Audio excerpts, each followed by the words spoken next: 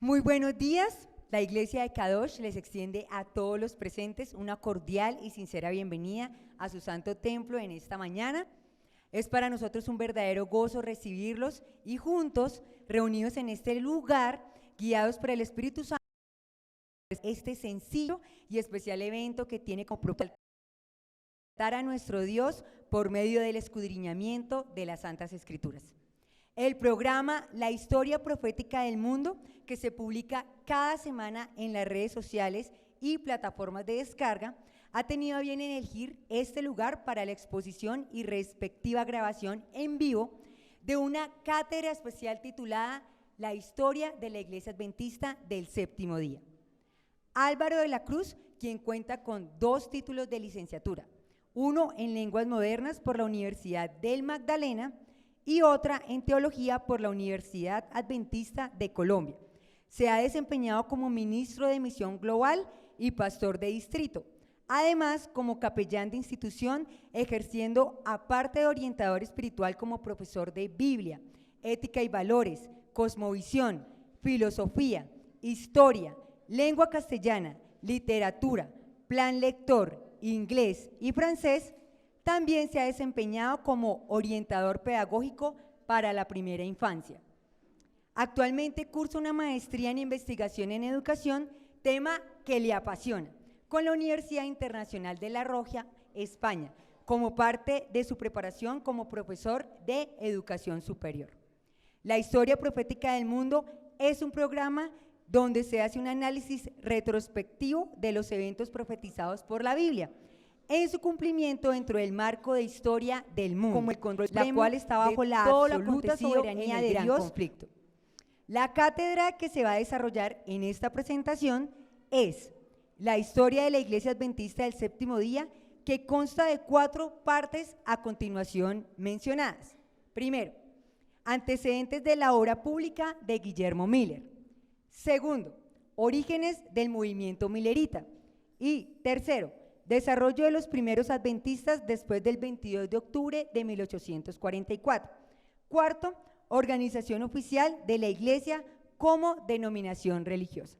Los invito para que nos pongamos en pie y oremos para darle inicio a este hermoso especial catedrático.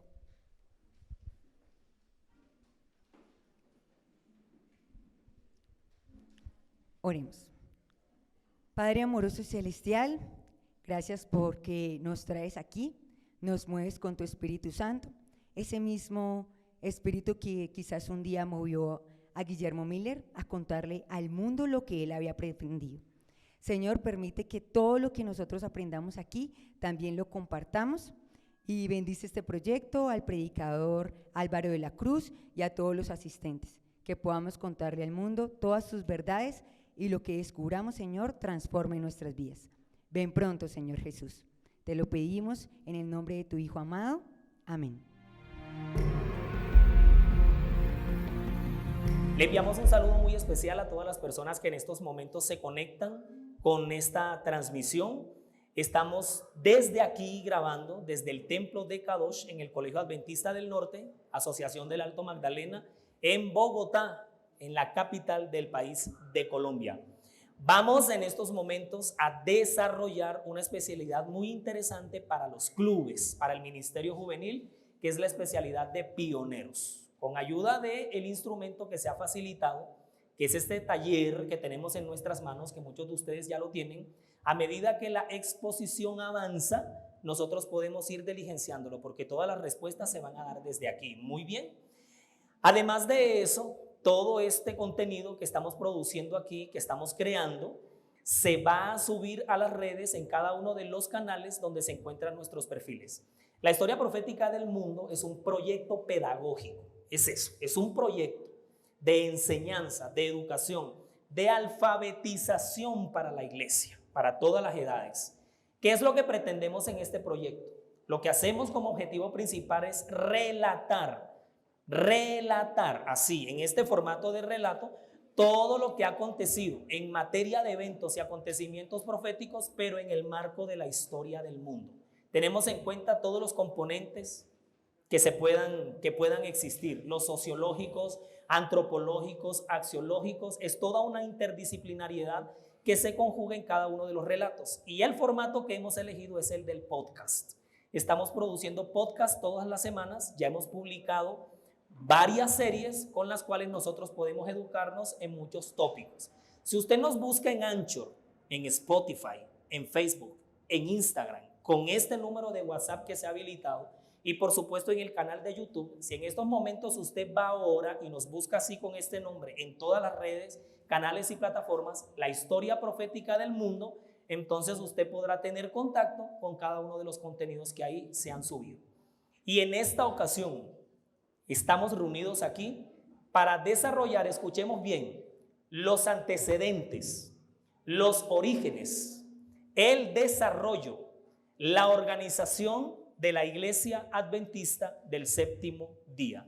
Lo que pretendemos en este momento aquí, lo que queremos es tratar en todo sentido de traer al tiempo presente la memoria y el archivo histórico del devenir del peregrinaje de nuestra iglesia remanente en todo el tramo histórico que hasta aquí hemos recorrido.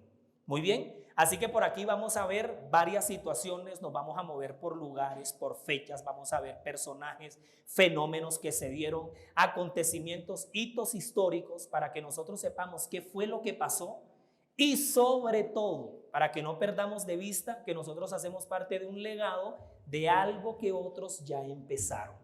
Estas 4 paredes aquí ya están edificadas, pero alguien tuvo que hacer y empezar esta obra antes de nosotros.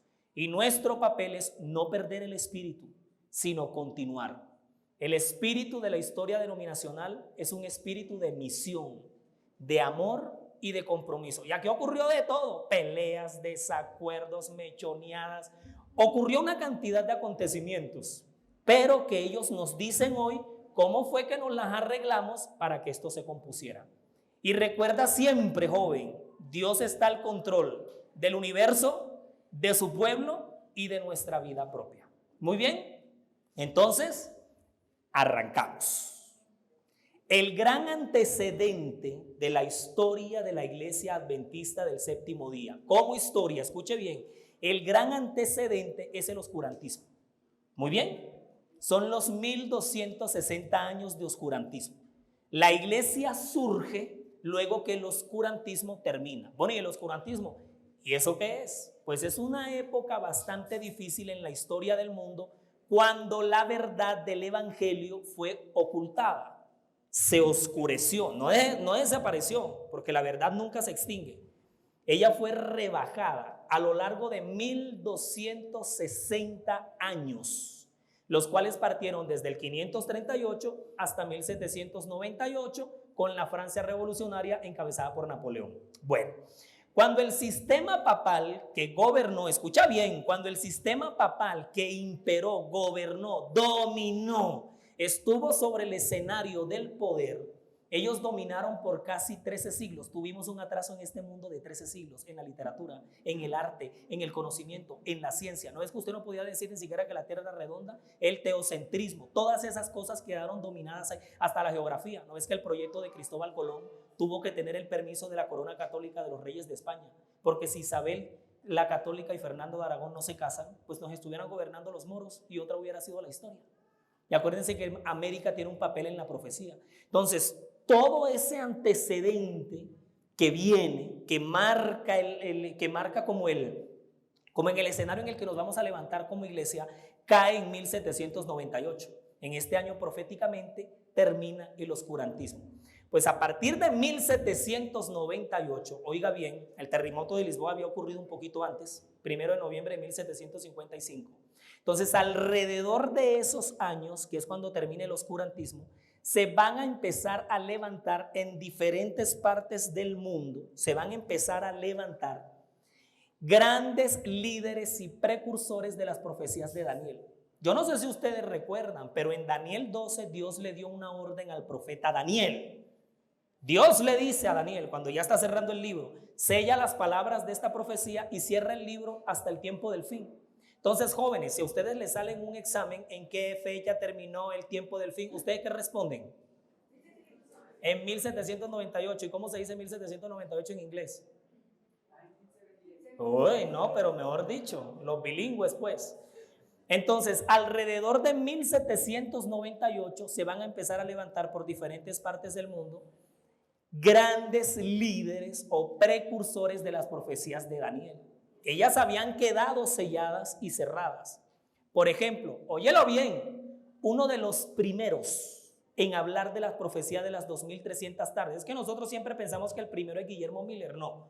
Guillermo Miller va a aparecer mucho después. El ministerio público de Guillermo Miller empieza en agosto de 1831 en la cocina de una casa, que es cuando él tiene su primer sermón público. ¿Cómo la ves?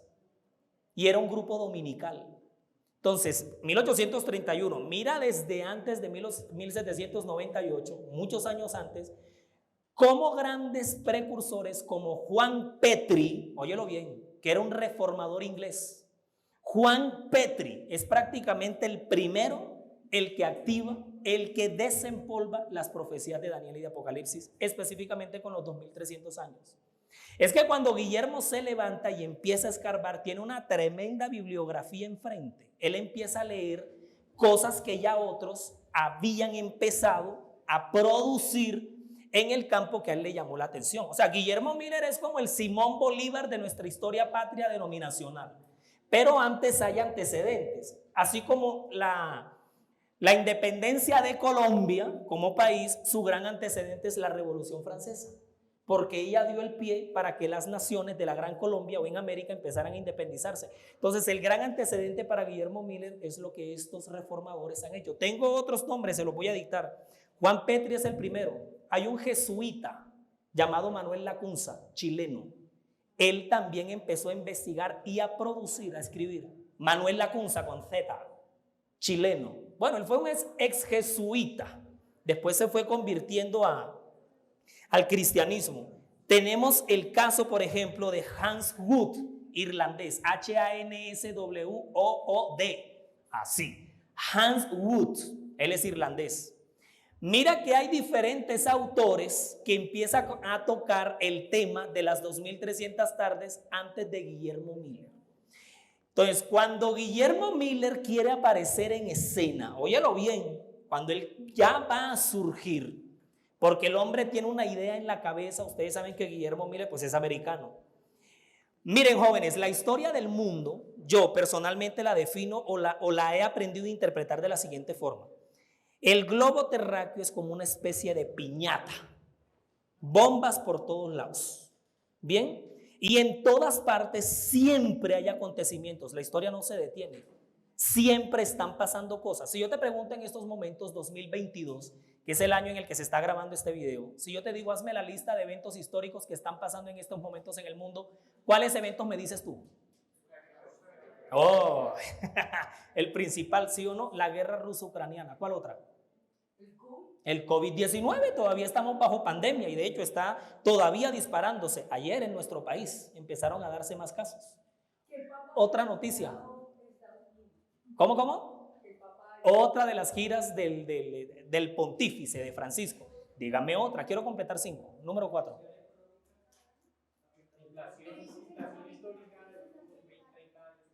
Ok, muy bien. ¿Y la número 5? Como un resurgir, ¿sí o no? Político y social. Si tú te das cuenta, hay noticias por todos lados, pero en el mundo siempre hay un epicentro donde se está dando el gran proceso. Siempre. Es decir, donde está la noticia principal. O sea, por todos lados puede estar ocurriendo cualquier cosa, pero siempre hay un epicentro donde se está dando la noticia pesada. Por ejemplo, los profesores de historia dentro de 20 años, ¿ustedes saben cómo nos las vamos a arreglar para explicar todo lo que está pasando en estos años? Eso va a ser un lío bien grande. ¿Cómo vamos a hacer? Y para que las generaciones dentro de 20 años, si no ha venido Jesús, ¿cómo vamos a explicar esa cosa? Yo creo que eso va a ser con aplicaciones y haciendo boomerang y con toda esa cantidad de cosas para que nos puedan entender. Pero siempre hay un punto en el que se está dando el gran proceso. Entonces, el gran proceso histórico hoy en el 2022, ¿dónde está? En la guerra ruso-ucraniana, donde estamos metidos todos. ¿No ves que hasta el recibo del gas ya subió? Por la crisis bioenergética. Entonces es un coletazo que toca todos los frentes. Entonces el gran proceso de la profecía para el tiempo del fin se va a dar en Estados Unidos. O sea, en otros lugares están pasando cosas, pero el gran proceso se da en Estados Unidos. Y es en Estados Unidos, la bestia que sube de la tierra, Apocalipsis 13, no te desconectes del gran contexto del conflicto cósmico, es donde aparece Guillermo Miller. Bueno, Guillermo Miller es un personaje así como usted y como yo. Bueno, yo no sé cómo entre usted y como yo, pero es un personaje. Él se levanta, surge con una gran sensibilidad por conocer la verdad. Guillermo va a comer libros como un loco. El hombre va a simpatizar con la masonería, con los Illuminati, con las sectas secretas, con las logias, con todo el mundo. Va a leer de los reformadores, de Martín Lutero, pero él quiere conocer la verdad. Hasta que el Espíritu Santo en esa comezón lo lleva a encontrar la verdad en la Biblia. Guillermo empieza a comer Biblia como nadie. Y además esta es la época en la que él tiene que estudiar con una lamparita, con una vela en la mano. A él no le tocó refrescar la pantalla del portátil, del computador y de la pantalla para ver qué y para buscar en Google. Al hombre le tocó crear conocimiento. Y ese es el legado de los que crean conocimiento. Entonces a Guillermo le tocó comparar por allá con una enciclopedia. Además, él es hijo de unos padres muy autodidactas y este hombre tenía una manada de libros y de enciclopedias bravos. O sea, él tenía una gran biblioteca enfrente. Fíjense, jóvenes, cómo le tocó a esta gente, cómo le tocó de duro y cómo hicieron grandes hazañas. Tanto que más de 160 años después, en una mañana como esta, estamos hablando de él. Entonces, ¿qué es lo que pasa? Guillermo empieza a toparse con las profecías de tiempo. Él se propuso a que él no iba a pasar de un versículo a otro si no entendía el anterior. Entonces él empezó a meterse en ese mundo y a escarbar y se sumergió y a las profundidades, y hasta cuando empieza a encontrar las profecías de tiempo. ¿Qué son las profecías de tiempo? Son las que marcan años exactos.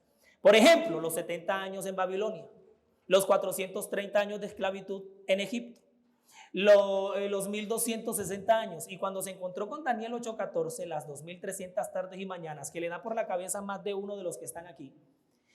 Este hombre, wow, se le abre un universo, o sea, el metaverso, pues, el universo expandido, se le abrió en la mente.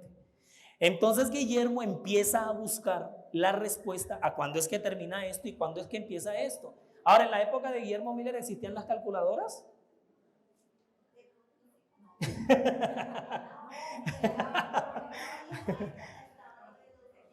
Pues le tocó al hombre hacer cálculos y matemáticas para dar cómo era que esta profecía empezaba y dónde terminaba. Y él no lo podía creer. Estaban a las puertas de que una profecía en los próximos años se cumpliera. Entonces a Guillermo le entró una ansiedad. El hombre tenía su raye, pero él tenía los pies puestos en la tierra. Entonces a él le empieza a entrar la ansiedad de que esta profecía se va a cumplir.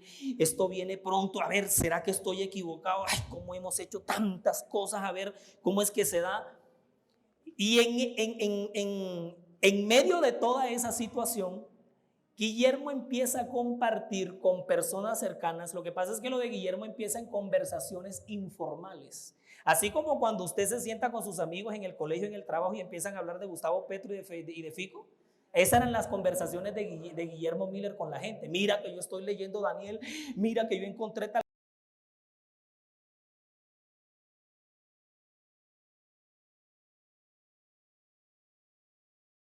Escuchaban, pararon la oreja y les pareció interesante lo que él les estaba diciendo. Y así pasó mucho tiempo. Y así fueron pasando los años. Y el hombre seguía comprobando y seguía reconfirmando lo que el Espíritu Santo le estaba mostrando. Hasta que quedó picado un muchachito, oigan bien, porque los pelados son una esponja completa. Irwin, su sobrino. Irwin. Entonces Irwin dice, oye, pero mi tío sale con unos disparates, él habla que 2300 tardes, que el mundo se va a acabar y los amigos están así. Y ahí estaba ese muchachito escuchando, estaba oyéndolo. Entonces, ¿qué ocurre? Que Irwin, como sabía de lo de su tío y lo que él estaba haciendo y todo lo que él estaba comentando e investigando, resulta que la familia de Irwin se reunía en un grupo dominical. Y como Guillermo tenía esa ansiedad y sabía que Dios estaba haciendo algo, él la tenía clara. Aquí algo está pasando, hermano. Aquí algo va a pasar. Esta profecía de tiempo me dice algo. Guillermo se arrodilla un día, eso era un sábado por la mañana, se arrodilla y le dice: Señor, si esto viene de ti, aunque yo solo tengo seguro, si la gente tiene que saber esto, porque estoy hallando grandes descubrimientos, llévame a mostrarle esto a los demás. Por eso hay un libro espectacular que yo se lo recomiendo a todos ustedes, que se llama Dilo al Mundo. Eso marcó mi adolescencia. De ahí en adelante yo no fui más normal, hermano, pero eso marcó mi adolescencia. Entonces en el libro Dilo al Mundo ahí narran esa experiencia. Cuando Guillermo se levanta de esa oración, cuando le está pidiendo a Dios que lo lleve, de manera sorpresiva tocan la puerta. Irwin llega y le dice a su tío: tío, lo que pasa es que te estoy buscando con urgencia. Ay, sobrino, ¿y qué fue lo que pasó? Lo que pasa es que el pastor de nuestro grupo, que se reúne los domingos, él no puede estar mañana con nosotros. Y uno de tus amigos dio la genial idea que por qué tú no vas y nos tienes la reflexión personal, la meditación personal y nos enseñas de todo ese disparate que tú estás hablando. Entonces Guillermo se queda asombrado porque Dios le había contestado la oración que había acabado de hacer segundos antes, y ese hombre había durado orando como 2 horas. Entonces Guillermo se queda expectante, petrificado, y prácticamente con miedo le dice, aunque Irwin le insistía, le decía: vaya tío, vaya, porque es que Irwin también quedaba anonadado con el discurso del tío.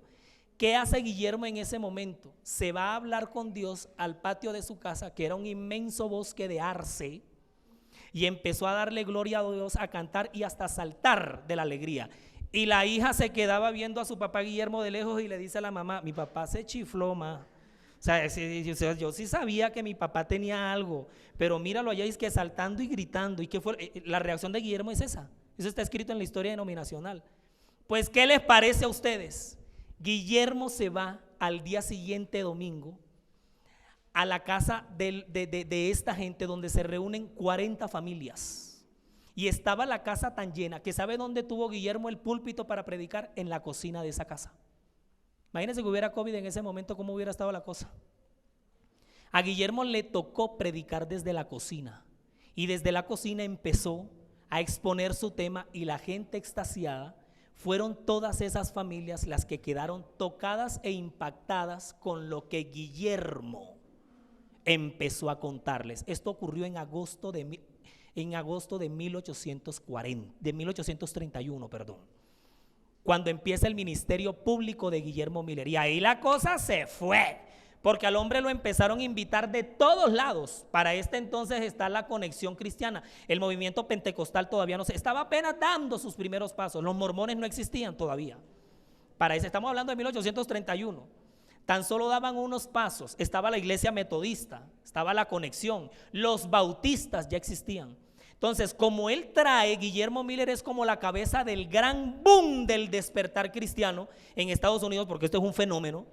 Entonces a él lo empiezan a invitar de grupos pequeños, de congregaciones, de iglesias. La cosa se fue y el hombre ganó una popularidad. ¿Qué ocurre? Que en esas giras de predicación que él va a tener, porque lo van a llevar a otras partes, otros líderes lo van a escuchar y lo van a oír. Van a decir que este hombre está hablando de una cosa que no habíamos creído. ¿Sabe qué creían las religiones en ese momento? Ellos creían en un milenio que venía primero. Esa era como la tendencia en ese momento. Y que después era que venía la persecución. Pues tenían un embolate de cosas y Guillermo las empezó a poner en su lugar. Entonces es ahí cuando él empiezan a invitarlo personas de otras congregaciones, y Guillermo empieza a poner la semilla para lo que más adelante se va a ir convirtiendo en el movimiento millerista. ¿Y qué es el movimiento millerita? Es el movimiento de todos los que siguen la corriente de Miller.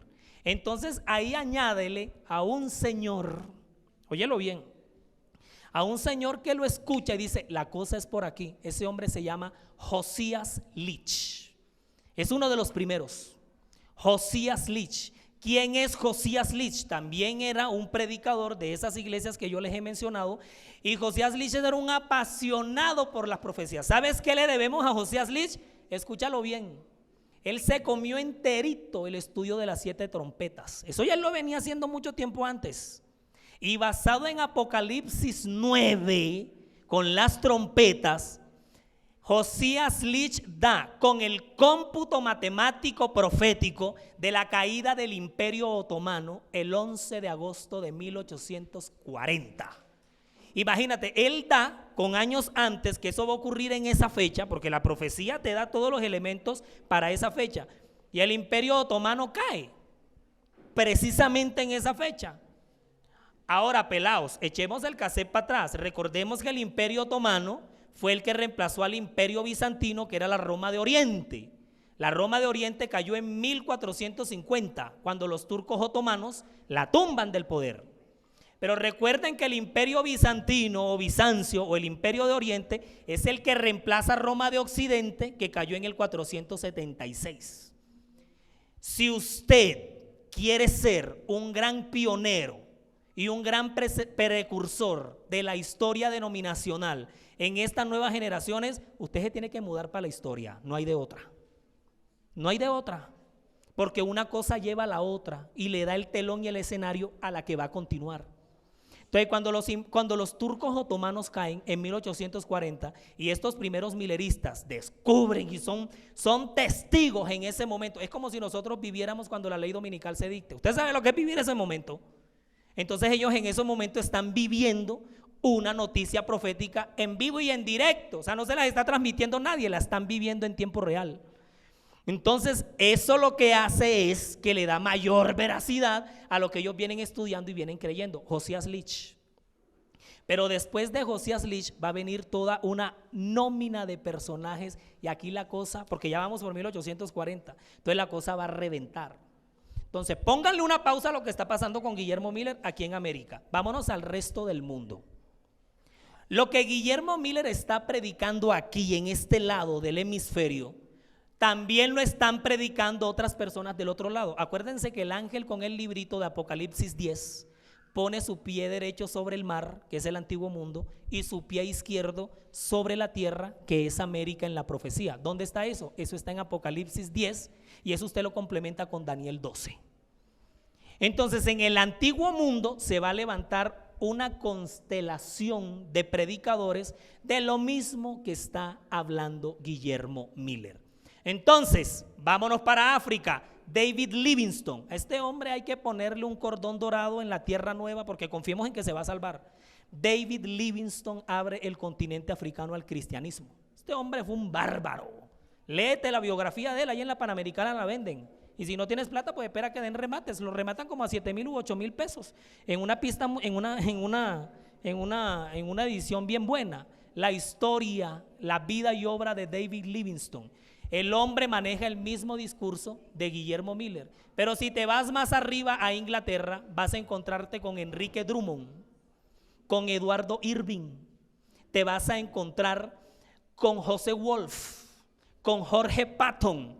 Por ejemplo, Patton le predicó hasta a los caníbales casi se lo comen 32 veces. Nadie ha dicho qué pasó en la número 33, no tenemos ni idea qué pasó de ahí en adelante. Tenemos al gran misionero universal que es José Wolf, el movimiento adventista de Escandinavia. Es decir, mira lo que está pasando con Miller y su gente aquí. Es lo mismo que está pasando con todos estos personajes acá, en Europa y en todos estos continentes. Los niños predicadores de Suecia. ¿Alguna vez has leído eso? ¿Eso fue un fenómeno? Es que yo no sé qué hacen los pelados viendo si es que Rápido y Furioso. Yo no entiendo. No entiendo eso. La historia denominacional está llena de emoción. Está llena de adrenalina. Es una historia fascinante que solamente relatarla pone uno la cara como la que tienen todos ustedes en este momento. Ahora imagínate que tú te sientes a leerla y que eso te transmite y te lleve a esos lugares y a esos acontecimientos. En Suecia los adultos no podían predicar. El clero se los impidió y Dios empezó a utilizar a los niños. Y se da una cosa que se le conoció como el fenómeno de la predicación. Los niñitos empezaban a predicar solos, así de 9, 10, 11, 12 años. De repente dejaban los carros, las muñecas y empezaban a predicar y hablar de estas cosas. Les tapaban la boca y emitían sonidos predicando, hasta dormidos predicando. Sí, se llamó así la enfermedad de la predicación. Esto ocurrió, esto pasó en Suecia. Entonces el conocimiento de las profecías empezó a darse en diferentes partes del mundo. Y aquí Guillermo crea su nómina también de personajes. Y como ya nos vamos acercando al hito histórico que es 1844, lo que marca nuestros orígenes, muchas más personas se van a empezar a unir. Pero escucha esto, porque con esto voy a terminar este primer segmento, para que tomemos agüita, porque algunos de ustedes están aquí que se ahogan. Entonces, en ese momento surge una persona que es la que va a hacer la conexión entre los bautistas del séptimo día y el movimiento milerista, porque es que el movimiento milerista no es una religión como tal, no es una secta como tal, es una corriente de adeptos, y esa gente se empezó a multiplicar porque fueron miles. Hay un personaje, hay una mujer. El otro día me preguntaban que por qué mencionábamos tantos hombres en los personajes denominacionales. Raquel Oax, bautista del séptimo día, una mujer de hacha y machete, porque qué mujer para tener un temperamento y un carácter fuerte. Cuando ellos hacían las reuniones de estudios, que eso se iba hasta la madrugada y esa gente amanecía, ellos celebraron en un lugar una cena del Señor, y había un ministro metodista llamado Frederick Wheeler, y Frederick Wheeler, cuando está oficiando la Santa Cena, él empezó a decirle a las personas, a los que estaban ahí congregados, que debíamos tener nuestra vida limpia para ir al cielo, que debíamos ser completamente consagrados. Y a Raquel Preston le hervía la sangre ahí sentada, la vena aorta se le estallaba. Y ella dijo, tengo que coger ese pastor y ponerlo en su lugar. Y cuando yo la llama a hablarles de frente, ¿sabe qué le dijo esta mujer? Eso lo vamos a ver en el próximo segmento, después de este corte que vamos a hacer. Muy bien, continuamos entonces desde aquí, desde nuestra exposición. Recordemos que estamos viendo el desarrollo de la historia de la Iglesia Adventista del Séptimo Día en el formato de especialidad para el ministerio juvenil o los clubes, en una especialidad que lleva el nombre de pioneros. Muy bien, cada uno de nosotros ha tenido bien, porque los he visto por ahí, desarrollar el instrumento o el taller que se les extendió, que se les compartió para ir llenándolo. Vamos en estos momentos a hacer como una especie de recapitulación de lo que hemos visto hasta aquí. La historia de la Iglesia Adventista del Séptimo Día, bien podemos segmentarla en 7 partes. Muy bien, 7 partes. ¿Cuál es la primera de las 7 partes? La primera parte o el primer segmento son los antecedentes. Ya lo vimos, los antecedentes. ¿Y de cuándo van? Van desde el año 1798, cuando cayó el oscurantismo, hasta 1831, que es cuando surge Guillermo Miller con su ministerio público. Esos son los antecedentes. Luego viene una segunda parte, que son los orígenes. Ese es el nombre de la segunda parte, orígenes. ¿Y cuándo fueron los orígenes? Los orígenes se remontan a 1831, cuando Guillermo publica o predica ya públicamente, hasta el 22 de octubre de 1844. Esos son las raíces o nuestros orígenes, porque después va a venir una tercera etapa que es el desarrollo. Muy bien, desarrollo. Y esta va de 1844, prácticamente desde el amanecer del 23 de octubre, hasta 1863. Bien. Esta es la tercera etapa, 1844 a 1863. La cuarta etapa es una etapa fascinante, emocionante, es la de la organización. Se organiza la iglesia remanente. Esta va desde el 21 de mayo de 1863. Recuerden que el próximo año conmemoramos 160 años de nuestra organización. Y va hasta el famoso, conocido, telúrico Congreso de Minneapolis en 1888. Muy bien, esa es la etapa de organización, cuando la iglesia se organiza, son años de organización, aunque ya seguimos como pueblo reorganizándonos, porque recuerden que nosotros como iglesia de Dios no cambiamos, nos enriquecemos. Es como el manual de iglesia. ¿Cambiaron el manual de iglesia? No, el manual de iglesia no se cambia. Se enriquece. En el pueblo de Dios las cosas no cambian, mejoran, se enriquecen. Y alguien dirá por allá, ¿cuál mejoran ni qué mejoran? Sí, Señor, ellas mejoran. En el pueblo de Dios, como la luz, va progresivamente enriqueciéndose. Esa es la etapa de organización. La quinta etapa es una montaña rusa. Es la etapa de crisis y ajustes. Crisis y ajustes. Y esta va de 1888 hasta cuando Elena de White se nos muere, 1915, 16 de julio. Es una etapa de crisis y ajustes, aquí nos ajustamos. Si antes no nos entendíamos o difícilmente nos entendíamos, estos años son bastante difíciles, pero tenían que pasar porque hace parte de la organización de Dios para su pueblo. La sexta etapa, escuche bien, es la etapa contemporánea de la iglesia. Va desde el año 1915, que es cuando la sierva del Señor descansa, hasta, imagínense qué año, hasta el año 2000. 2000 es la etapa contemporánea, es decir, hasta cuando termina el siglo XX. ¿Ya? Más que todo por eso, por fin del siglo. Y la última etapa, que es la que nos encontramos, que va del año 2000 hasta nuestros días, es la época moderna. Muy bien, moderna. Por el hecho de que estamos en tiempo actual, o bien podríamos decir etapa actual. Bien, estas son los 7 segmentos en la historia de la Iglesia Adventista del Séptimo Día. ¿Qué vimos en el primer segmento, que fue el más largo? Porque era uno de los más complejos de organizar y de comprender. Vimos los antecedentes, los primeros, después del oscurantismo, los que empezaron a manejar las profecías de Daniel, cómo surge Guillermo Miller, cómo surgen otros personajes en otra parte del mundo, y hemos llegado hasta 1840. ¿Listo? Retomamos.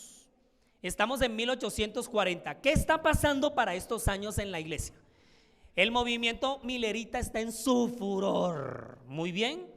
Ahora, para los que no sabían, la fecha del 22 de octubre de 1844 no fue la única fecha que se colocó para la supuesta venida de Cristo. Antes se colocaron como 2. O sea, hubo como una especie de chascos parciales, sino que el grueso fue cuando la profecía de las 2300 tardes marcaba su final, que fue en 1844.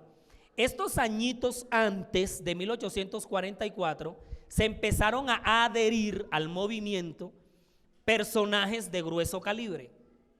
Yo les había dicho que de la Conexión Cristiana había entrado el capitán recién jubilado de la Marina, Joseph Bates. Este hombre entra con todo, es el primero que empieza a redescubrir la verdad del sábado, empieza a publicar folletos sobre esto. Joseph Bates, el capitán. También entra Joshua V. Hines, Josué V. Hines. Se escribe H-I latina M-E-S. Yo no estoy utilizando diapositivas ni nada de eso, porque aquí estamos utilizando el formato de la relatoría. Muy bien, porque alguien me lo preguntaba, que qué interesante sin estar utilizando cosas. Muy bien, pero que también es bueno utilizar recursos, pero estamos manejando el formato de la relatoría. Una de las cosas, a propósito, y abro paréntesis, que no lo había mencionado, otro de los objetivos que con el Ministerio Electrónico, la historia profética del mundo, queremos rescatar es la tradición del relato oral de generación en generación. Yo personalmente soy un abanderado de eso, de ponerme con el muchachito, la muchachita, con la familia, con el candidato al bautismo, a relatar la historia nuestra, la historia profética. Es el afán de rescatar la tradición del relato oral que tanto se ha perdido. Usted sabe lo bacano que era escuchar a los abuelos hablar de sus experiencias, cuando se enamoraron, cuando se cuadraron con la primera novia, cómo llegaron al altar. Ahora imagínense ustedes estar relatando la historia de la salvación. Eso es una cosa espectacular. Bien, y como continuamos con el relato, entre las primeras ceremonias, o sea, estamos en épocas difusas. Para 1844 todavía no teníamos la verdad o la creencia de la deidad definida. Algunos eran unicitarios, otros eran trinitarios, algunos de ellos eran arrianistas, que no creían que Jesús era Dios. O sea, aquí tenemos de todo. En el movimiento millerista tenemos a todo el mundo. Pero las cosas, cuando vienen las otras etapas de organización, es cuando vamos poniendo cada cosa en su lugar. Y una de las cosas que empezaron a ponerse en su lugar para estas épocas ocurrió con una anécdota que llama poderosamente la atención. Un ministro llamado Frederick Wheeler estaba dirigiendo una de las primeras santas cenas. Y en la dirección de esa primera santa cena, él le decía a esos milleritas que estaban ahí congregados que debíamos prepararnos para ir al cielo.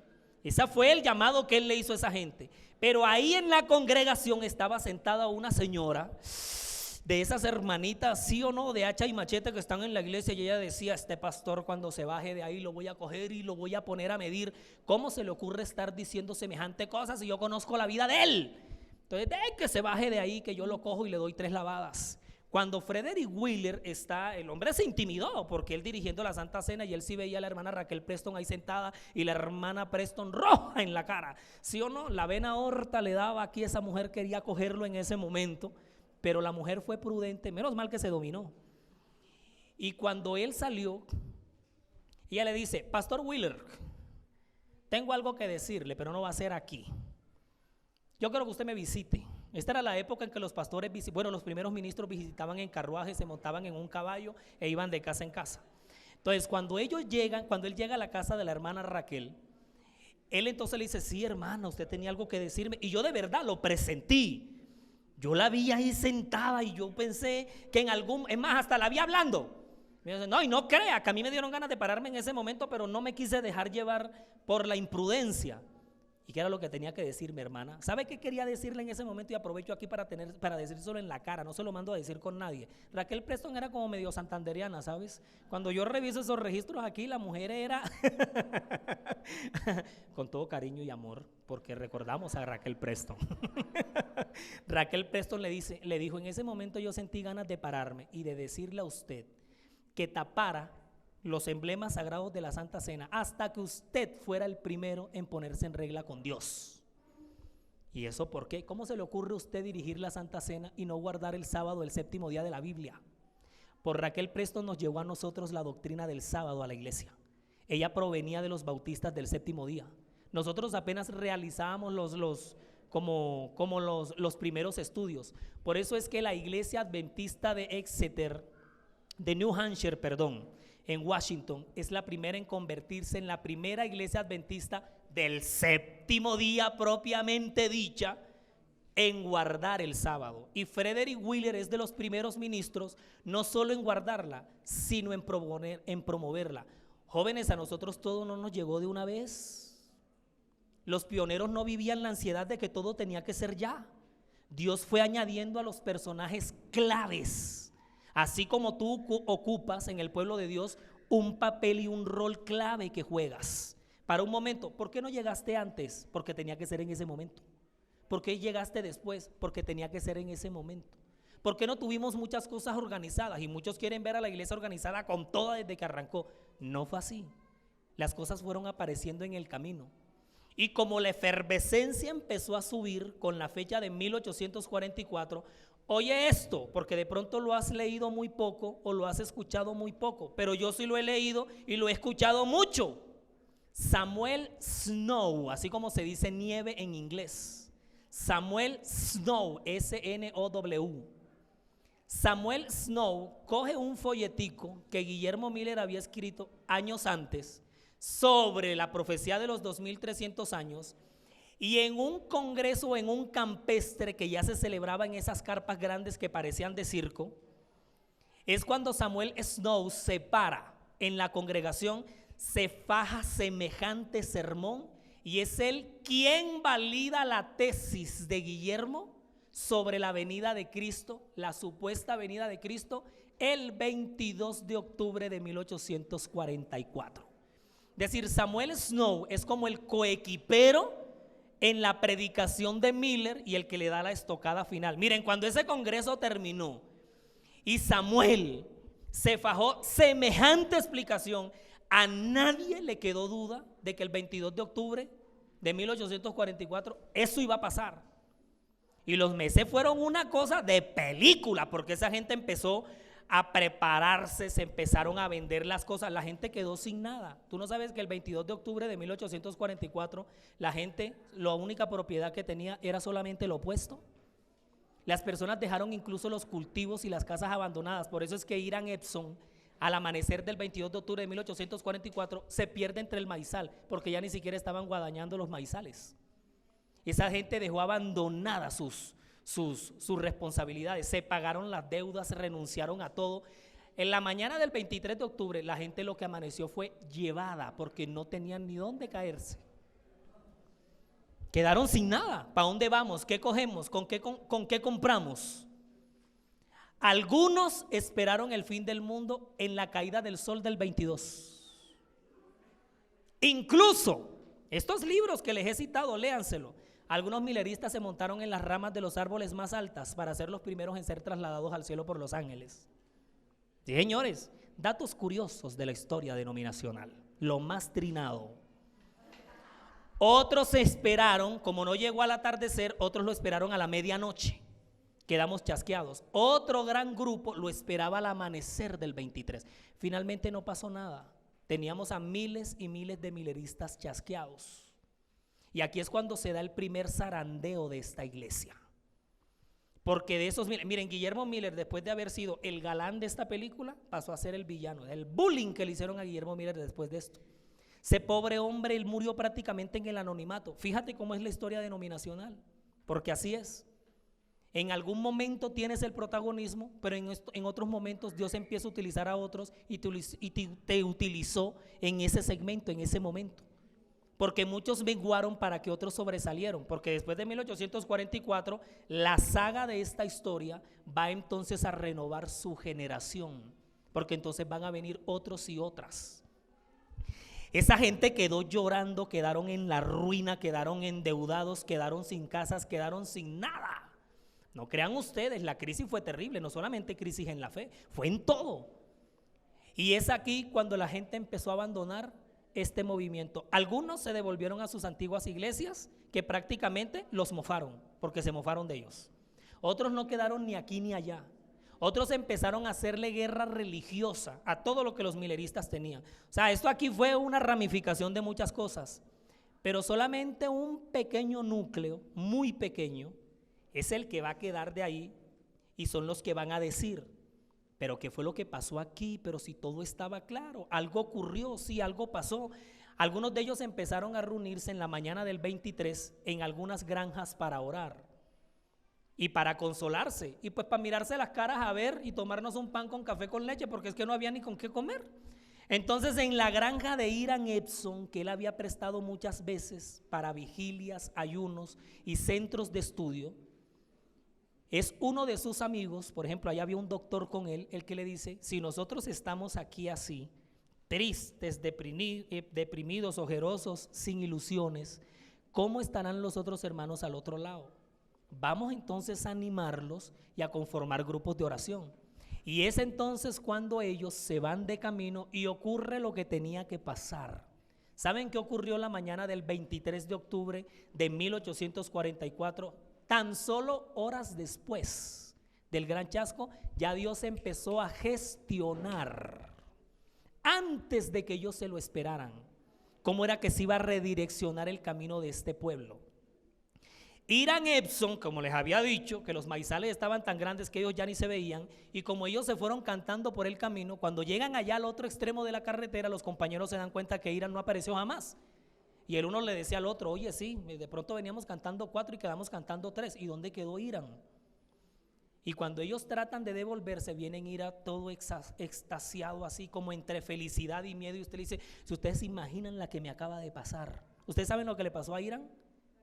Durante el camino de regreso, el hombre queda en un éxtasis. ¿Qué es un éxtasis? Ese poder sobrehumano que recae sobre un ser humano cuando Dios lo toca y le da una visión. Porque ustedes saben que cuando Dios toma al profeta o al que le da una visión, ocurren algunos sucesos físicos, mentales en la persona. Hiram de repente cae en tierra, queda con los ojos abiertos sin poder. Imagínate ese momento nada más, fíjatelo. Él ve como el cielo se le abre de par en par en ese momento, se le abre, ve las 3 plataformas, que después van a entender que es el mensaje de los 3 ángeles, y sobre las 3 plataformas el santuario. Y como en un viaje de 3D, Hiram es transportado hasta el atrio exterior, va hasta el lugar santo y con los ojos de la profecía observa cómo Jesús se levanta del lugar santo y pasa ¿a dónde? Indicando ¿qué? ¿Qué pasaba ahí? ¿Qué pasó realmente el 22 de octubre de 1844, muchachos? Porque hay muchos conquistadores que no saben esto y muchos aventureros que se están levantando y necesitan saberlo. Empieza el juicio investigador en el cielo, no era la venida de Jesús. Ese fue el centro, el corazón del Gran Chasco. Eso fue lo que ocurrió. Aquí no fue una gran equivocación, algo pasó, algo ocurrió y Dios permitió que pasara, que ocurriera así. Entonces es desde aquí cuando esos mileritas que quedaban empezaron, ya teníamos el sábado en estudio, ahora empieza la creencia del santuario o la verdad del santuario a ser estudiada, y cuando nos metimos en el santuario, esta cosa se fue.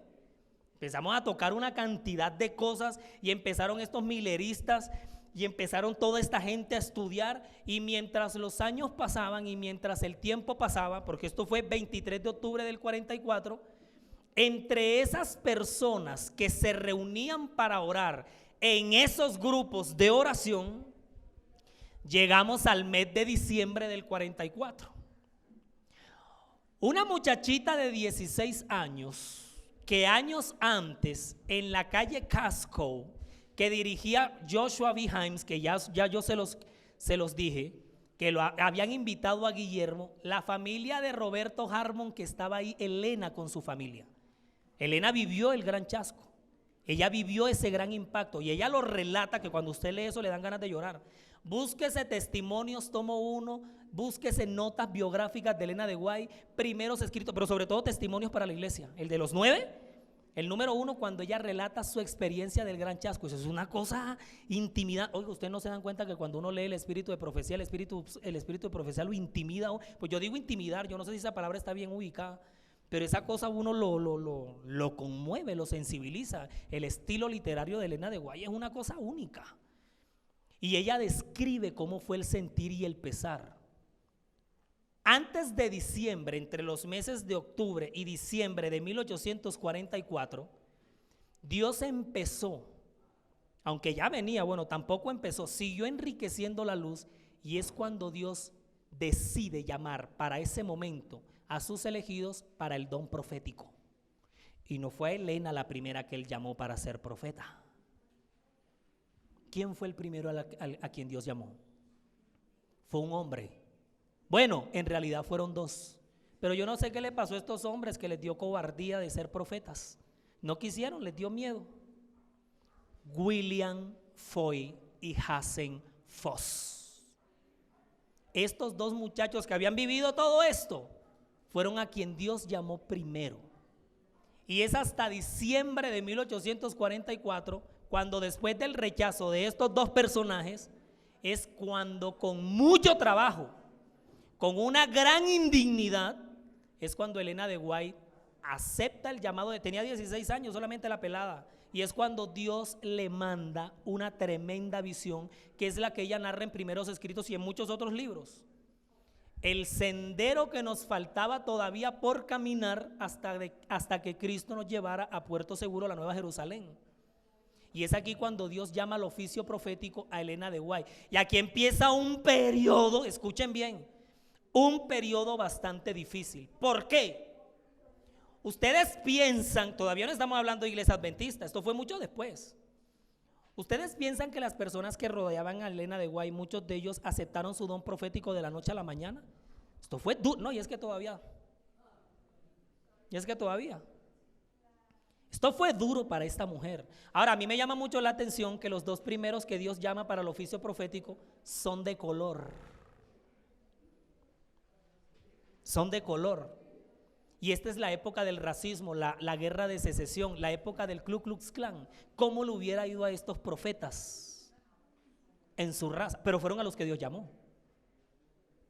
Fueron a los que Él llamó primero. Y entonces empieza la obra profética de Elena de White. Y esto no fue para nada fácil. Y aquí se nos vinieron una cantidad de cosas. Es aquí entonces cuando entramos en la etapa de desarrollo, cuando la iglesia empieza a desarrollarse, con ayuda de, número 1, el estudio que tenía toda esta gente, y número 2, con las visiones que Elena de White recibía. Van a ser 70 años de obra profética, 70, porque Elena va a vivir hasta 1915, 87 años de vida va a tener esta mujer. O sea, ella va a vivir toda esta etapa de orígenes, de desarrollo, de organización, de crisis y ajustes. Ella va a llegar hasta ahí. va a vivir en primera línea todos los fenómenos y sucesos que van a venir después. Y fue que vinieron después. Esto tenía que sostenerse, esto tenía que financiarse. ¿De dónde sacaban la plata aquellos primeros pioneros para todo esto? Porque esta gente ya empezó a producir publicaciones. Esta es la época de la Review and Herald cuando va a empezar, con Signs of the Times, las señales de los tiempos. El Youth Instructor, que era el instructor para los jóvenes. Vamos a tener una cantidad de diarios, gacetas, magazines, publicaciones, revistas, con los cuales, y los folletos que esta gente va a producir. ¿De dónde sacaba esta gente plata? Pues primero, cada quien sacaba del bolsillo, pero no había un plan de financiamiento. Hasta que se levanta un personaje, es que aquí se va levantando el uno, se va levantando el otro, se va levantando el otro, y empieza a dar sus ideas y empieza a aportar, obviamente dirigidos por Dios. El gran misionero de ultramar, a quien le debemos el nombre de una de las más prestigiosas, grandes universidades de nuestra iglesia a nivel mundial. El primero que sale de territorio americano para irse como misionero ultramar, J.N. Andrews. Andrews dirige una serie de estudios bíblicos con ellos y encuentra una cosa de cómo se sostenía la iglesia en el Antiguo Testamento y cómo se sostenía en el Nuevo Testamento. Entonces él crea una cosa que se llama Plan de Benevolencia Sistemática. ¿Escuchamos bien? Plan de benevolencia sistemática, que era como que pongámonos de a cuotas por cada mes o X periodo, y así es como vamos a sostener esto. El plan de benevolencia sistemática es el gran antecedente para lo que más adelante se va a conocer como ¿qué? Como el sistema de diezmos y ofrendas. Esto de los diezmos y las ofrendas llegó mucho después. Esto no fue en ese momento. Ahora, jóvenes, nota una cosa. Cada nuevo elemento o creencia que va surgiendo en el camino no se aceptó fácilmente. Eso llevó mucho tiempo de estudio, mucho tiempo de escudriñamiento, mucho tiempo de quemarse las pestañas, de debates, de peleas, de diferencias, pero allí vamos, organizándonos. Entonces es cuando empezamos a pensar en las primeras cosas. Por ejemplo, bueno, estamos radicados aquí en Estados Unidos nada más, pero y la obra fuera de aquí, y Dios mandando visiones, y Elena teniendo visiones, y ellos estudiando aquí, y Dios mandando visiones, y arreglando las cosas en la marcha. Es cuando decidimos mandar a Basilea, Suiza, a nuestro primer misionero, que es J.N. Andrews. Claro que eso ocurrió mucho después de lo que estamos diciendo en este momento. Esto fue por allá como en el 74. Pero entonces las cosas empezaron a ponerse en su lugar, y es cuando ya empezamos a hablar de una palabrita que eso le cayó mal a todo el mundo. Cuando surgió una palabrita, un término por ahí, hubo gente que dijo, no señor, todo menos eso. Hasta aquí vamos bien, hemos aguantado, pero no queremos eso.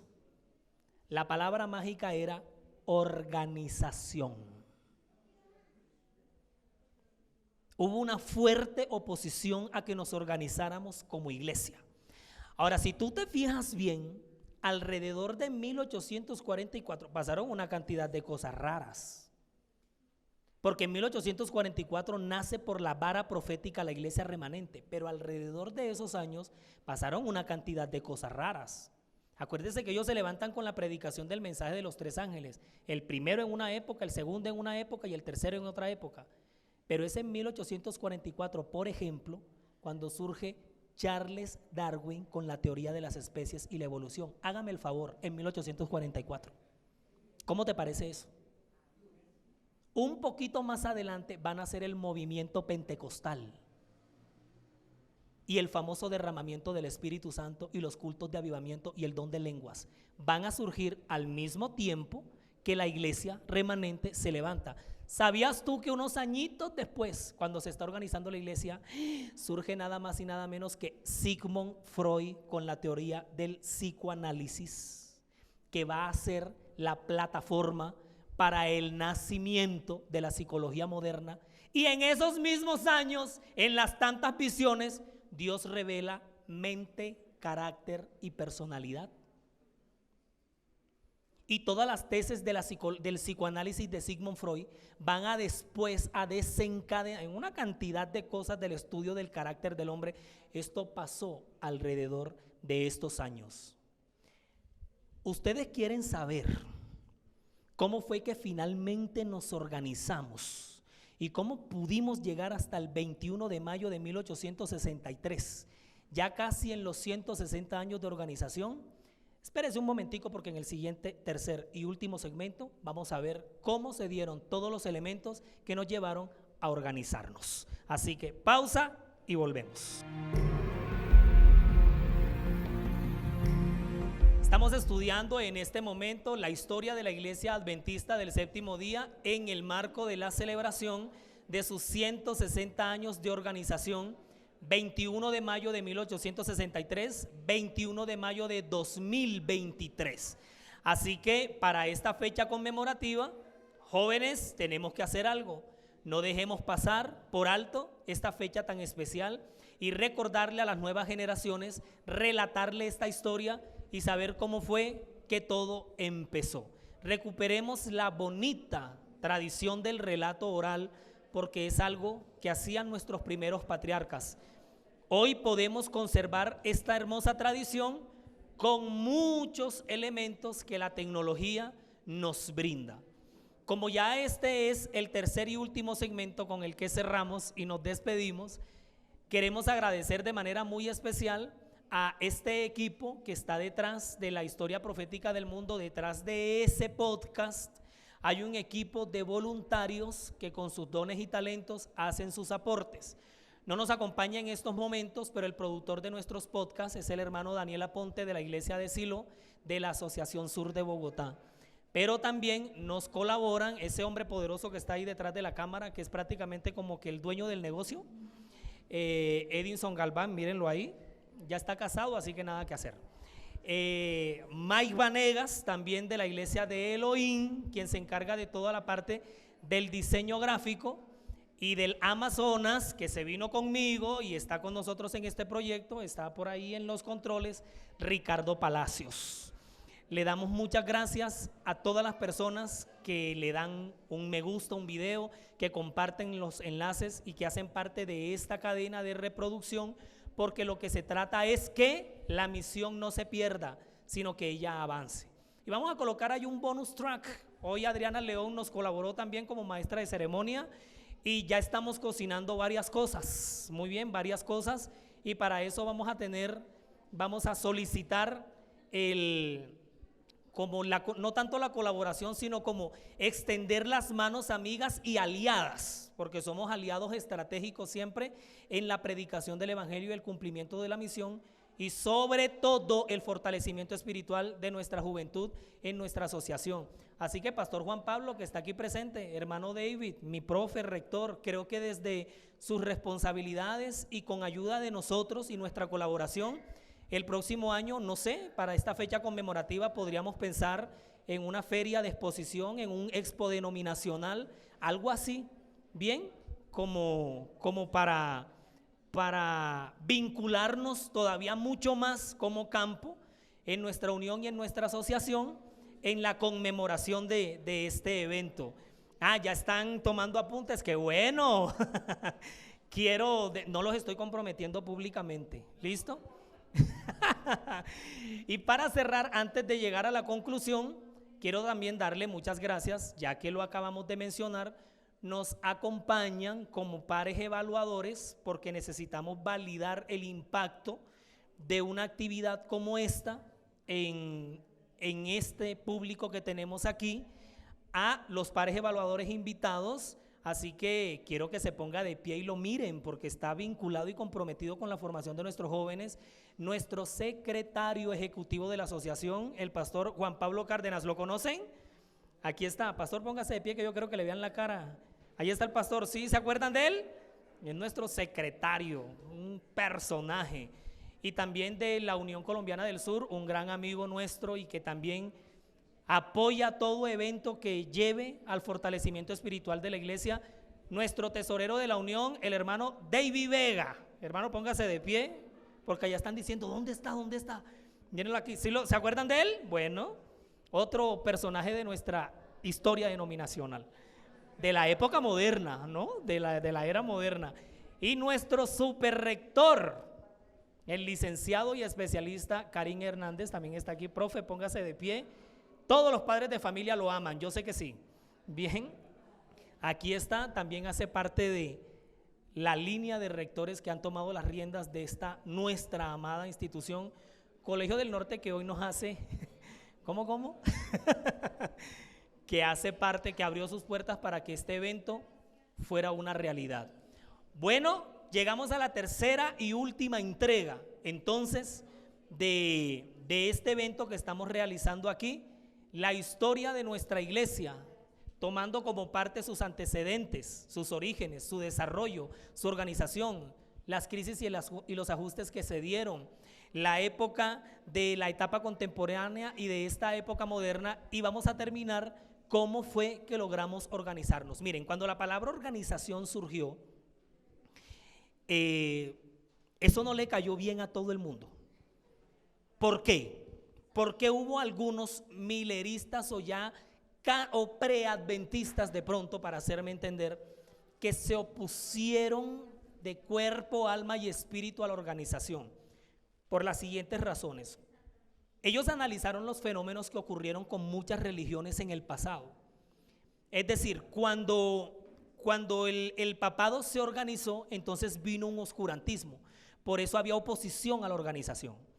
Cuando la iglesia bautista, cuando los metodistas, la conexión cristiana, o un fenómeno tan grande como la reforma protestante y luterana, cuando estos fenómenos lograron organizarse como cuerpos, ¿sí?, como unidades corporativas, esto no le cayó bien a nadie. Entonces ellos lo que decían o concluían es que fue cuando empezó su declive. Ellos decían, no, sigamos como movimiento, vamos como vamos, no nos pongamos ningún nombre. Esto lo que va a hacer es traer estratificación, vamos a perder el sentido de misión por todo lo que ha pasado anteriormente. Pero los defensores y sobre todo los precursores que veían la urgente necesidad de organizarnos, se basaron en el movimiento del Éxodo. Entonces eso mató todo. El hecho de que una denominación, una organización como la Reforma Protestante, como la Conexión Cristiana, como los bautistas, como el sistema papal, hayan tenido anomalías en su proceso luego de la organización, eso no quería decir o no mataba la organización como tal. Porque recuerden que Israel se organizó en el desierto y había que hacerlo. Más adelante Jesús organizó a sus discípulos para que la iglesia cristiana se organizara. Es decir, el proceso de organización no es un enemigo. Y tengamos mucho cuidado con esto, jóvenes, porque ese virus antiorganización no murió cuando la iglesia se organizó. Fueron muchos los que continuaron oponiéndose a la organización. Y todavía hoy existen corrientes, quedan vestigios, ¿sí?, moléculas antiorganizativas y enemigos de la organización. Y eso en el plan del pueblo, en el plan de Dios para su pueblo, no es bueno, porque la iglesia debe estar organizada. Si no hay organización, para eso el Señor añadió aquí, trajo al uno, tenía un cronograma profético, una agenda, un mapa, un proyecto en el cielo para su iglesia en la tierra. Por eso es que cuando querramos llegar al Congreso de Minneapolis de 1888, en Minneapolis no fue que la cosa empezó, ya las cosas venían. En Minneapolis lo que tenemos es la metástasis de un cúmulo de cosas que no se atendieron en su momento o que se dejaron madurar. Es como la Torre de Babel, cuando Dios confundió. ¿Ustedes creen que ellos hicieron la Torre de Babel de un momento a otro? No, esa fue la metástasis de la rebeldía. Entonces, cuando nosotros llegamos a Minneapolis, que eso lo veremos en una próxima entrega, es porque ya muchas cosas venían de antes. Las corrientes teológicas, las creencias, los conceptos y las posiciones para la organización, cosas en las que la mayoría se ponía de acuerdo con el aval de Dios y las visiones de Elena de White, y por supuesto lo que marcaba la Biblia. Hubo algunos que persistieron y se quedaron ahí y nadie lo sacó. Por eso es que, jóvenes, el hito de 1888 es una cosa loca. Y eso no terminó ahí, aunque cuando va a venir la apostasía alfa, entre los años 1901 y 1904, encabezada por John Harvey Kellogg, fue cuando la gente vino a caer en cuenta. ¿Se dan cuenta? Por el tate quieto que no metimos en 1888, mira la cosa hasta dónde ha llegado. Había que meterle su tablazo a los que se habían opuesto a la organización, a pesar de que las cosas quedaron claras. Pero entonces el concepto de organización no cayó bien para algunos, pero sí era necesario que la iglesia se organizara. Y quiero aprovechar precisamente este punto para hacerte un llamado, joven, a que tomemos conciencia de cómo nosotros conformamos un cuerpo y una iglesia organizada en esta tierra. Tú y yo hacemos parte de una organización que nos necesita. Si bien experimenta dificultades, crisis, son situaciones que tienen que pasar para que la iglesia se siga ajustando. Porque para eso son las crisis, para que haya un ajuste. Yo no sé si en este momento hay alguno entre nosotros, aunque esto no es la puerta abierta a un debate, porque estamos en una exposición, pero sí no quiero dejar pasar por alto como predicador de este mensaje, es hacerte un llamado a la toma de conciencia. Como te estás dando cuenta, desde los antecedentes Dios está organizando todo. Apoyemos a la organización. Y cuando yo hablo de la organización, no solamente el cuerpo administrador, los grupos pequeños hacen parte de la organización. El culto en tu casa hace parte, es una rueda más, no suelta, es una rueda más en el sistema de la organización.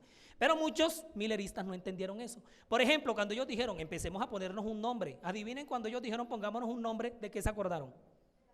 Entonces dijeron, pero si eso ya había pasado, ¿cómo se les ocurre? Apedréenlo. Este era el tiempo de la lapidación, de rasgarse las vestiduras, eso no terminó. Entonces cuando dijeron, tenemos que ponernos un nombre, porque todos los demás tienen un nombre, ¿cómo se les ocurre que nos vamos a... Entonces, ¿cómo nos vamos a llamar? Y empezaron a probar con muchos nombres y muchos nombres y muchos nombres. Y además, cuando nosotros nos organicemos, tenemos que nombrar una estructura directiva. Cuando dijeron eso, ¿cómo es la cosa? Sí, tiene que haber un líder mundial. ¿Como el Papa? No, eso no puede pasar aquí. Acuérdense que cuando el Papa, te das cuenta los reveses, la lora que se armó.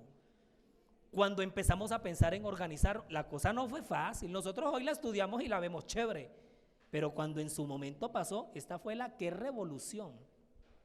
Oiga, ¿ustedes se imaginan si nosotros tomamos la máquina del tiempo y viajamos en el pasado y nos vamos a un solo día de discusiones y debates de esta gente con todo lo que hemos hablado aquí? ¿Ustedes se imaginan cómo se levantaron en la mano y se dieron entre ellos? Nada más para ponernos de acuerdo en las cosas. Entonces, cuando nos empezamos a buscar un nombre, ¿qué hizo el Señor? Dios es prácticamente el que revela el nombre de Adventista del Séptimo Día. Porque nos íbamos a llamar de otra forma, Iglesia Cristiana del Séptimo Día, Iglesia de Jesucristo del Séptimo Día. O sea, hubo muchos nombres hasta que finalmente dimos con el nombre que Dios avaló a través de las visiones de su profeta. Y es por eso que el 21 de mayo de 1860, siendo nombrado presidente, ¿quién? Que incluso lo fue por varias veces. No, Jaime White fue presidente después y lo fue por 3 periodos y en el tercero se murió. John Ballington o Juan Ballington es nuestro primer presidente en la historia y nuestro primer secretario, ¿quién va a ser? No, ¿cuál Miller?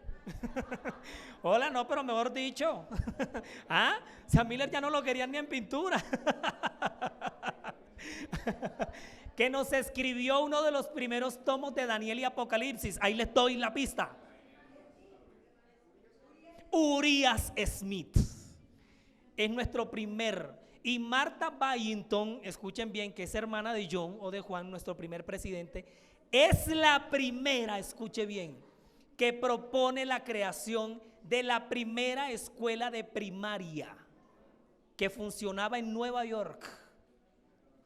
Y va a ser entonces el inicio de una cosa grandiosa y espectacular que va a ser el sistema educativo adventista de esta iglesia. Y más adelante, unos añitos después, en 1863, Dios da las primeras visiones sobre la reforma pro salud, que más adelante van a crear el gigantesco y poderoso sistema de las instituciones de salud. ¿Sí te das cuenta cómo fuimos avanzando en el tiempo y cómo las cosas se fueron dando? Entonces, cuando nos organizamos, oiga bien, cuando nos organizamos, empezamos a tomar más estructura, porque entonces ya empezaron a crearse los primeros planes de financiamiento a nivel mundial. Estamos en 1863, ¿no? Cuando la iglesia se organiza. Es solamente hasta 1874 cuando descentralizamos la obra. ¿Por qué? Porque había la urgencia que fueran enviados misioneros a otros lugares para que el mensaje adventista llegara. Por eso es que Andrews se nos va en 1874. La obra de Andrews es muy bonita, la historia. Es una cosa poderosa. Este hombre se va recién a haber enviudado, se fue con sus 2 hijos. Bueno, ellos sufrieron de tuberculosis allá, ellos se entregaron.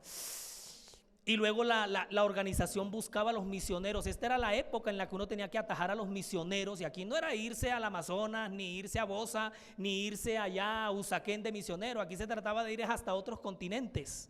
Es entonces cuando Juan Norton Luboruch, grabes ese nombre. A Juan Norton le han mencionado ese apellido de todas las maneras habidas y por haber. Entonces el hombre se llamaba Juan Norton Luboruch. Luboruch es el que va a reemplazar en el sistema de misiones a J.N. Andrews. Y es cuando empiezan, o más bien, es cuando continúa la cadena de próceres de nuestra historia, y esta iglesia entonces va a seguir compactándose y organizándose. Mira, cuando el proceso de declive de un fenómeno se da, como es el caso de algo que mencioné en el segmento anterior, el 11 de agosto de 1840, la caída del Imperio Otomano. Me estoy yendo atrás en el cassette, pero para que entendamos un fenómeno, cómo se da. Cuando el fenómeno de declive, llámese de un imperio, de un reino, de un poder, de lo que sea, ellos empiezan a declinar y a perder su poder en un momento, pero finalmente terminan extinguiéndose años más tarde. Te voy a poner un ejemplo. El Imperio Turco Otomano, que fue lo que encontró Josías Lich, uno de los primeros que se le adhirió a Guillermo Miller por allá en los 30 y pico, él es el que va a dar con la fecha del declive del Imperio Turco Otomano. Pero el Imperio Turco Otomano finalmente se va a disolver. Es que una cosa es el declive, el fin, y otra cosa es la disolución. Por ejemplo, el Imperio Romano de Oriente se termina en el 476, pero él viene a disolverse mucho después. Y la profecía marca es el 476. Es como la herida de muerte del papado. Se dio en 1798, pero el papado sigue vivo. ¿Sigue vivo? ¿Sí o no? Y se ha profetizado su resurgir. Entonces hay una fecha de terminación y de disolución, porque solamente hasta 1922, y mira, ¿por qué menciono esto? Porque muchos me han preguntado, y por ahí creamos un podcast express, de dónde metíamos nuestra obra como iglesia en el conflicto ruso-ucraniano. Estoy haciendo como una especie de mezcolanza y de sancocho aquí, porque por ahí en los pasillos me han preguntado cosas, entonces quiero aprovechar este momento. Cuando el Imperio Turco Otomano se disuelve y cuando los fenómenos geopolíticos se dan en el mundo, nuestra iglesia sufre.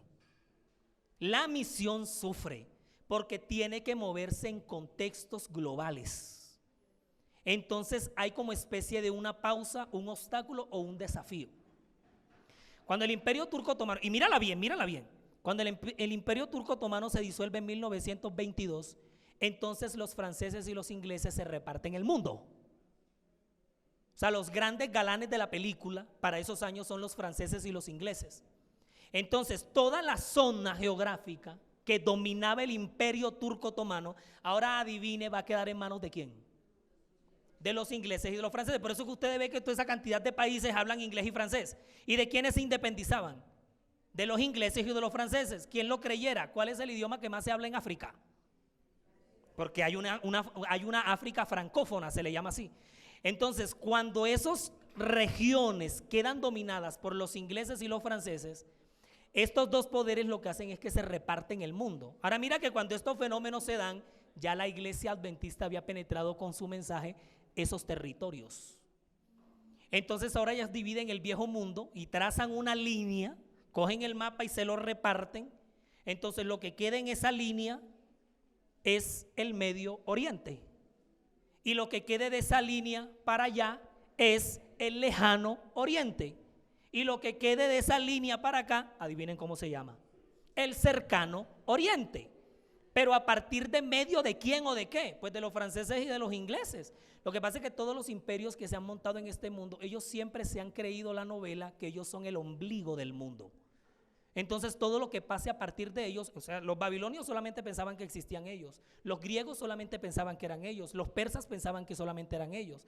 Entonces la iglesia se ha tenido que mover en su historia y en su caminar en todos estos contextos. Es para que te des cuenta que el evangelio no es tan fácil como nos ha resultado fácil a nosotros aquí. Por ejemplo, predicar el mensaje adventista en un país cristiano y católico, muy fácil. Si yo llego a regalar un libro allá enfrente en Bonanza, yo me encuentro con otro cristiano, pero dígame usted, regalar en un país musulmán y regalar el libro del año en un país musulmán, o peor aún, en un país con régimen comunista. Entonces ahora pónganse a pensar cómo la han pasado nuestros hermanos rusos y ucranianos, no solamente ahora, sino cuando el comunismo imperó en todo el siglo XX y cuando cayó. Eso fue una cosa terrible. Por ejemplo, las asociaciones que tenemos en esos países son nuevas, vienen de 1991 para acá. La iglesia, después de su organización, tuvo que empezar a enfrentarse en la globalización de su mensaje con todas las crisis geopolíticas con las que se encontraban en el camino. Ahora acuérdate que nosotros tenemos un desafío global por delante. ¿Cuál es? ¿Alguien lo recuerda? Cuando se dicte una ley dominical mundial, cuando la libertad de conciencia se acabe, y ahí sí nos vamos a tener que enfrentar a tamaño fenómeno, porque entonces nos va a tocar seguir predicando. Claro que Dios siempre ha estado con nosotros en nuestros antecedentes, orígenes, desarrollo, crisis, organización, en todo y hasta el final, porque la predicación y el avance de este mensaje adventista nunca va a desaparecer. Él siempre va a continuar. Miren, queridos jóvenes, ni si todos los mileristas se hubiesen puesto de acuerdo para acabarla, no la hubiesen podido acabar. ¿Saben qué pasó con Napoleón Bonaparte cuando llegó a Roma para darle la herida de muerte al papado? Él comisiona un general que se llama Luis Berthier. Y Luis Berthier llega ya todo chicanero con su armamento y le dice: venimos a derrocar al papado. Y un obispo por allá, un viejito chiquitico todo calvete, se reía y decía: ¡ja, ja, ja! Ustedes vienen a acabar con la iglesia, ¡ja! Con el papado, ustedes, ¡ja! Imagínate si nosotros nos hemos unido para acabarla y ni nosotros la hemos podido acabar. Eso lo dijeron ellos, y si ni todos nosotros nos reuniéramos para disolverla, no lo lograríamos nunca. Por eso hemos venido aquí en esta mañana, para estudiar el espíritu de la historia denominacional, que es el espíritu, uno, el espíritu de una misión; dos, el espíritu de amor; y tres, un espíritu de compromiso y de entrega. Toda esta gente vino detrás de nosotros y nosotros estamos pisando las huellas de los que ya pasaron antes de nosotros. ¿Ustedes se acuerdan de la letra de un himno poderoso y tradicional que hace parte de nuestra música, que se llama El camino es escabroso? ¿Ustedes se acuerdan de esa letra? Donde ahí dice que estamos cansados pero recansados, y que en las huellas del desierto ya están las marcas de los que ya habían pasado por aquí. Dios nos está llamando precisamente a que desempolvemos el archivo memorístico de nuestra historia, y para que tú y yo nos propongamos y nos comprometamos delante de Dios a ser personajes, actores y protagonistas en todo el proceso del cumplimiento de la misión. Yo te pregunto, ¿a alguien aquí le gustaría ser un J.N. Andrews moderno? Pero ¿cómo vas a querer serlo si no conoces la historia de él? Entonces hay que estudiarla y hay que conocerla. ¿Alguno de ustedes le gustaría ser, la palabra reencarnación me queda muy fea, pero le gustaría ser la versión moderna de una mujer como Raquel Preston? ¿Ah? Joseph Bates, que quedó solamente con unos cuantos chelines en el bolsillo. Y Evangelina le dijo: ¿qué vas a hacer con eso? Esto que es lo único que me queda, y era un jubilado de la Marina, lo voy a invertir en la imprenta para fotocopiar los folletos. Pero si es que eso es lo único que nos queda para la leche y los huevos, ¿qué vamos a desayunar? Y Joseph Bates respondió una frase que lo mandó a la memoria histórica para siempre. ¿Saben qué dijo? ¿Alguien recuerda? El Señor proveerá. Mide tú el nivel de entrega y de compromiso por la obra. ¿A qué nos está llamando Dios hoy? Porque nosotros seguimos haciendo parte de la historia denominacional, ¿o no? ¿Ya la historia denominacional se cerró? ¿No continuamos aquí? Entonces, por eso Dios, para todo lo que se viene y los desafíos que se vienen, Él está estructurando y preparando a su ejército. Quiero hacerte un llamado muy especial en esta mañana. Y a todas las personas que a través de este video van a estar conectados allá del otro lado, también allá donde estás, Dios nos lanza este desafío. No lo estoy haciendo yo, es el Espíritu Santo a cada uno de nosotros. ¿A quienes nos gustaría de verdad, de corazón, decirle al Señor en este momento: Dios mío, utilízame? Yo también quiero llegar a ser un prócer de la historia denominacional de tu pueblo. ¿A quién le gustaría? ¿A quién? Bien, ¿te gustaría ponerte de pie? Porque queremos hacer una oración de consagración en este momento. La historia denominacional no ha terminado, la historia continúa. Oye, te cuento una cosa, se vienen las escenas. Si aquí ya habíamos visto que todo esto pasó como pasó, tú no te imaginas los últimos capítulos de esta saga. ¿Qué Netflix ni qué Netflix? Si tenemos en nuestra historia la mejor de las sagas y de las series. Tenemos a los grandes protagonistas, tenemos antagonistas, personajes de reparto, el mejor guión, wow, el mejor libretista, la mejor historia y sobre todo, tú haces parte de esta historia. Yo hago parte de esta historia. Todos nosotros tenemos un rol y un papel al que Dios nos ha llamado. Vamos a conectarnos con la cabeza, el líder, el soberano de este pueblo, que le falta todavía sangre por derramar, pero una historia que terminará con el mejor de los finales. Oremos. Amado Padre Celestial, te damos infinitas gracias, Señor, porque al reconocerte como la cabeza de este pueblo, que sangra, que llora, que peregrina, que espera, que debate y pelea, pero que en el fondo nos amamos todos, te alabamos y te adoramos, porque la cabeza de este cuerpo sigue firme guiando a su pueblo, desde sus antecedentes, pasando por su organización, hasta la crisis más terrible, hasta todo lo que en algún momento perdimos y volvimos a recuperar. Te honramos y te glorificamos, Señor, porque no sabemos para dónde vamos, pero sí sabemos con quién vamos y quién nos ha traído hasta aquí. No tenemos nada que temerle al pasado, a menos que olvidemos la manera gloriosa y milagrosa como Dios nos ha sostenido en el pasado.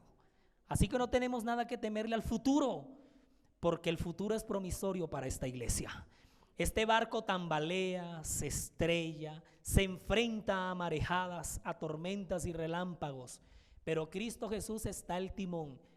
De pronto alguien aquí en su corazón guarda alguna situación o alguna herida que lo llevaría a pensar que Dios no controla su iglesia.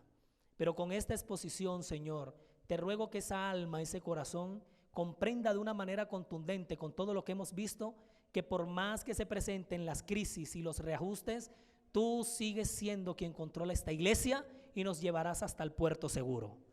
Salimos de aquí con la convicción más segura que nunca que estamos en el pueblo de Dios y que hay una misión que todavía le falta para cumplir.